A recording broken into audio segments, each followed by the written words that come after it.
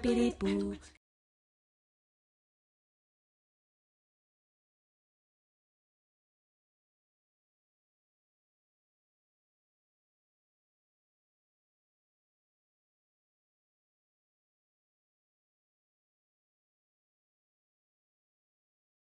la confiture et pas n'importe laquelle parce que j'ai trouvé une spécialiste du genre, donc on va voir quelques recettes originales. Donc on va faire une poire au camok et orange à l'angélique. Donc là on va commencer par quoi? Alors on va couper les fruits. Je suis prête à travailler. Alors. Donc on a deux sortes de poires. On va commencer par les poires. La William juteuse et la Conférence qui va donner la texture de la confiture.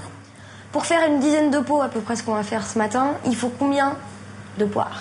Alors les poires, on va partir pour une dizaine de pots, 2 kilos. 2 kilos de poires et 2 kilos de sucre, du sucre blanc. Autant de fruits que de sucre?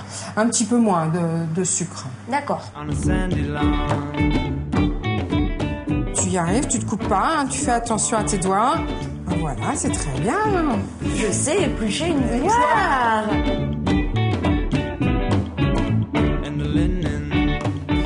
Quel que soit le fruit, c'est toujours un peu moins de sucre, mais c'est toujours les mêmes quantités. Ouais. Je pars toujours sur la même quantité. Donc 2 kilos de fruits, 1,5 kg de sucre. De sucre, voilà. C'est pas tellement la quantité de fruits, de sucre qui va déterminer la consistance de la confiture, c'est la cuisson. Il faut jouer avec les épices. Les épices, tout ce qui est épices, pas oublier. La cannelle, la vanille, le gingembre. Il n'y a que l'imagination qui va. Est-ce que vous avez déjà fait des mélanges que vous pouvez tout de suite déconseiller? Une poire whisky ou une poire pastis. Poire pastis. Ah ouais, vous tentez des trucs. Oui. Ah bah il faut, sinon on s'amuse pas. Les poires restent quand même assez douces, donc il faut absolument quelque chose pour les relever. Le café, c'est quand même un bon ingrédient et de la région surtout. Faut pas oublier ça non plus. On a des choses en Vendée, il faut s'en servir. La taille des morceaux, est-ce que ça a de l'importance? Alors ça a de l'importance au niveau de la cuisson. L'intérêt, c'est que le sucre entre dans le cœur du fruit. Donc plus les morceaux seront petits, plus ça sera facile pour le sucre de rentrer jusqu'au centre du fruit. Taille des morceaux validée? Tout à fait, ça c'est tout à fait ce qu'il faut. Et je vais goûter le fruit parce qu'il faut quand même s'assurer que que le fruit est bon. On part sur du fruit frais. J'ai pas bien goûté. Donc là, ça va cuire? Alors non, on va peut-être la mettre en macération. On va commencer à s'occuper des oranges. Alors les oranges, on les épluche à blanc. Ouais. Et l'angélique, on va en mettre beaucoup? Ou c'est subtil à la fin? Là, il faut vraiment que ça souligne simplement l'orange. Donc on va partir sur 100 grammes d'angélique fraîche et puis la mettre dans la confiture au début de la cuisson. Ça va là ou... Non, ça c'est trop. C'est encore un petit peu trop et surtout le dessus. La peau, le zeste d'orange, on s'en sert pas du tout? Ça peut pas être sympa? Ça c'est question de goût. On en fait de toutes petites tranches.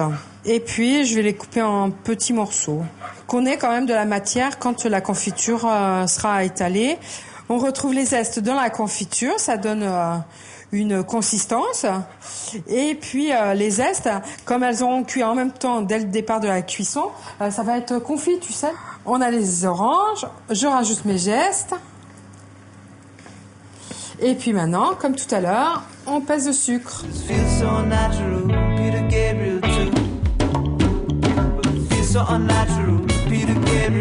On y va? Oui. Je vous suis. On va commencer la cuisson en mettant le feu d'abord fort et après on baissera la cuisson.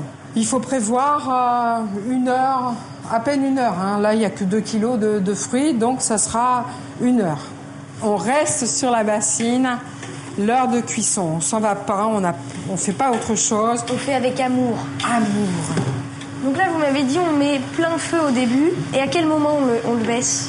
Alors, on baisse le feu à la première ébullition.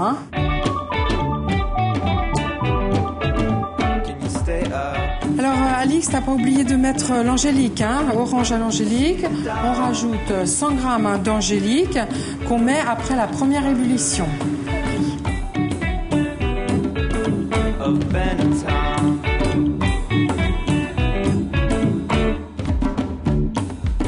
Nos futurs pots pleins de confiture, là, ils sont dans l'eau bouillante pour être stérilisés, c'est ça? Alors une stérilisation, c'est 7 minutes à l'eau bouillante.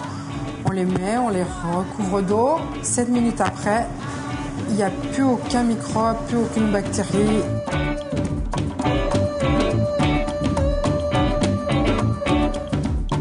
À partir du moment où on est à 100 degrés centigrades, c'est que la confiture est prête et on n'aura pas de problème de conservation. Et ça y est, on peut passer à l'empotage.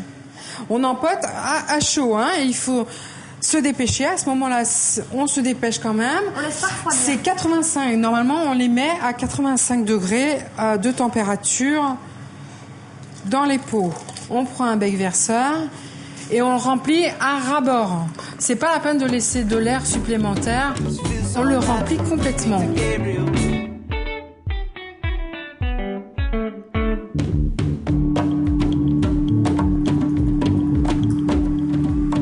On perd pas de temps.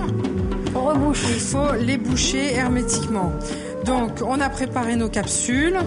On bouche un bon coup et on les retourne.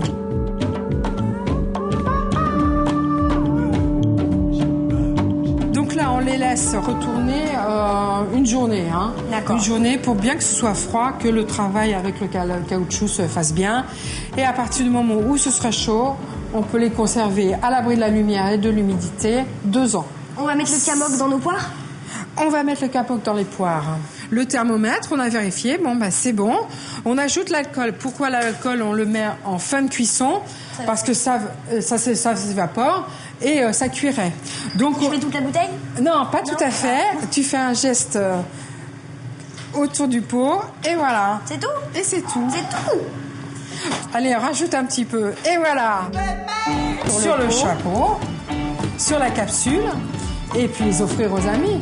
Merci beaucoup Sylvie d'avoir complété ma panoplie de filles bonnes à marier. Ben, ce fut un plaisir. Merci de votre visite.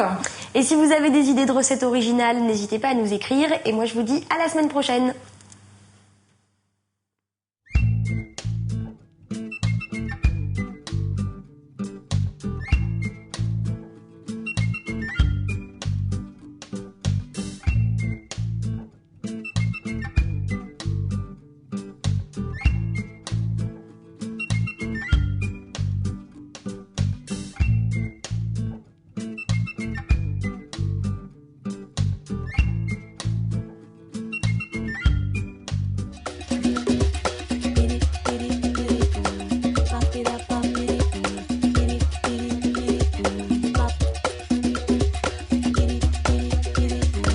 Bop it up, bop it boo, biddy biddy biddy boo, bop.